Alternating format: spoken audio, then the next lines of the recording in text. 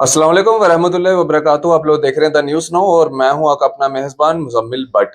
नाज़रीन इकराम, morning updates के अंदर हम आपको सियासी हलचल और जम्मू कश्मीर के अंदर जो इस समय हलचल चल रही है उसके बारे में आपको बताने का प्रयास करते हैं। और द द न्यूज़ नाउ के माध्यम से जो पहली खबर अखबार के ऊपर छापी गई है वो आप तक पहुंचाने का प्रयास करेंगे। Infiltration on rise amid parliamentary elections, four suspected terrorist infiltrated in Jammu through Khor LOC, third one in 12 days. Search operations are underway। यानी कि इस समय पार्लियामेंट्री इलेक्शंस चल रहे हैं और इस पार्लियामेंट्री इलेक्शंस के चलते आपको साफ तौर के ऊपर बता दें कि इस समय जो है इन्फिल्ट्रेशन पाकिस्तान की तरफ से काफी ज्यादा की जा रही है और नापाक हरकतें जो है वो लगातार इस समय जम्मू व कश्मीर व रजौरी अनंतनाग इन जगहों के ऊपर जो है ज्यादातर देखने को मिल रही है। जिस तरह से बीते दिनों आपको बता दें कि आपको याद भी होगा इंडियन एयरफोर्स के कानवाई के ऊपर जो है एक कायराना हमला जो है वो इन आतंकवादियों के द्वारा किया गया और जिसके अंदर हमारे एक जवान जो थे वो शहीद हो गए और चार जो थे वो घायल हो गए, जिनको एयरलिफ्ट करके जो है वो कमांड हॉस्पिटल उधमपुर पहुंचाया गया। वहां पे उनका जो है वो ज़ाहिर इलाज हो रहा था। और उसके बाद अगर बात करें तो काफी ज्यादा सर्च ऑपरेशन जो थे वो पूंछ के उस इलाके के अंदर चलाए गए, उस इलाके को कॉर्डन ऑफ किया गया और उसके बाद सारी चीजें को जो है वो खंगालना शुरू कर दिया गया और नतीजा ये निकल के सामने आया कि चार सस्पेक्ट टेररिस्ट जो हैं उन्होंने इन्फिल्ट्रेशन जो है वो की है जम्मू के अंदर खोर इलाके से, जिसके अंदर अभी तक ये जो है तीसरी इन्फिल्ट्रेशन हो चुकी है 12वें दिन के अंदर। और अभी भी जम्मू के अंदर जो है वह अभी भी सर्च ऑपरेशन जो है वो जारी है और देखने वाली बात यह है कि कब तक जो है इन आतंकवादियों को जो है वो ढूंढ के निकाला जाएगा। इसके बाद अगली खबर की ओर रुख करें तो अगली खबर के अंदर जो है साफ तौर के ऊपर जो पुंछ के अंदर अटैक किया गया था आतंकवादियों के द्वारा, उसके बारे में जो है वो खबर डाली गई है और ये कहा गया है कि सीसीटीवी पिक्चर्स जो है उनकी जो है वो निकल के सामने आ चुकी है और तीन आतंकवादियों का जो है इसमें जिक्र किया गया है। तीन आतंकवादियों की तस्वीरें जो है इसमें जो है वो दिखाई गई हैं साफ तौर के ऊपर। और साथ ही साथ आपको ये भी बता दें कि इनके ऊपर जो है वो लगभग 20 लाख रुपए का जो है वो इनाम भी जो है वो रखा गया है सरकार के द्वारा।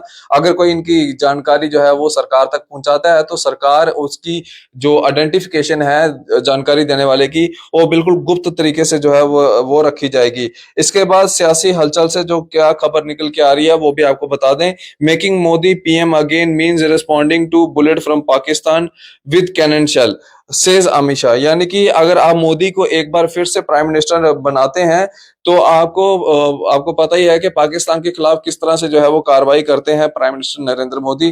तो वही बुलेट बन के जो है दोबारा से पाकिस्तान के खिलाफ जो है वो खड़े होंगे। और साथ ही साथ उन्होंने जो है इसके अंदर पीओजेके का भी जो है वो जिक्र किया है। और जिस तरह से उनने अमित शाह जी ने ये भी कहा है कि जिस तरह से उन्होंने 5 अगस्त 2019 को आर्टिकल 370 को हटाया था तो उसके बाद कहीं ना कहीं कांग्रेस जो है इसको दोबारा से रिवाइव करने की कोशिश कर रही है। तो अगर प्राइम मिनिस्टर नरेंद्र मोदी जी एक बार फिर से जो है वो प्राइम मिनिस्टर बनते हैं थर्ड टेन्योर के अंदर तो ये जो कांग्रेस का मंसूबा है आर्टिकल 370 को वापस देना वो बिल्कुल जो है वो खत्म हो जाएगा। और साफ तौर के ऊपर ये बातें जो है एक रैली को संबोधित करते हुए जो है ये बातें उन्होंने साफ तौर के ऊपर कही है। इसके बाद अगली खबर की ओर रुख करें तो अगली खबर जो है वो पीडीपी के गलियारों से जो है वो निकल के सामने आ रही है। मैं आपको बता दूं, PDP fighting to safeguard future of youth, says Mehbooba Mufti. यानी कि जिस तरह से रजौरी अनंतनाग की जो एक इस समय लोकसभा सीट के ऊपर जो एक पूरा लड़ाई देखने को मिल रही है, एनसी वर्सेस पीडीपी इस समय हो चुका है और कहीं ना कहीं इस समय जो है नेशनल कॉन्फ्रेंस जो है वो तंज कस रही है दूसरी पार्टीज के ऊपर और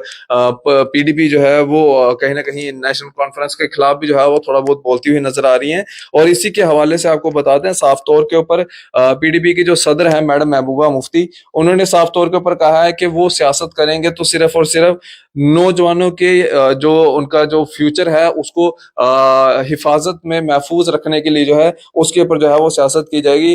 अगली खबर की ओर अगर हम रुक करें तो अगली खबर और आखिरी खबर जो आपको बताते हैं बड़ी अहम तरीन खबर है। JKAS officer Aligarh grabbed 24 kanal land in Chaudi area of Greater Kailash. यानी कि एक केएस ऑफिसर जो है वो उसने 24 कनाल जो है इलीगल तरीके से जो है उसने जगह को जो है वो ग्रैब किया हुआ था, यानी कि अपना कब्जा बना के रखा हुआ था। चौआदी एरिया का ये जो लैंड है ये चौआदी एरिया के अंदर पड़ती है और ग्रेटर कैलाश एरिया के अंदर ये पूरी इन्वेस्टिगेशन जो है वो निकल के सामने आई है। जिस तरह से ग्रेटर कैलाश के अंदर एक जमीनी विवाद को चलते जो है एक दो गुटों में आपस में जो थी वो मारा पीट हुई और एक गुट में जो है जिसकी जान चलेगी, उसके बाद पुलिस जो है वो काफी ज्यादा एक्शन में आती है, रेड्स कंडक्ट की जाती हैं। लोग ये पूछते हैं कि आखिरकार पुलिस ने क्या किया, तो पुलिस ने ये सब किया है कि अगर कोई केस अफसर भी जो है इसमें इन्वॉल्व है तो उसके ऊपर भी जो है वो कार्रवाई की है। तो ये साफ तौर के ऊपर जो है वो सीबी इन्वेस्टिगेशन के अंदर जो है ये सब चीजें जो है वो निकल के सामने आई है। और 24 कनाल जो है वो लैंड जो है वो ग्रैब की गई थी चौआदी एरिया के अंदर ग्रेटर कैलाश मामले के अंदर। तो ये सब सुर्खियां जो थी वो अखबार की सुर्खियां जो थी वो जो न्यूज नाउ के माध्यम से आप तक पहुंचाने का प्रयास किया है। आप भी अपनी राय इस वीडियो के कमेंट सेक्शन में जरूर रखिएगा। आप इसी तरह से बन रहे द न्यूज नाउ के साथ। मुझे दीजिए इजाजत। आदाब, अस्सलाम वालेकुम।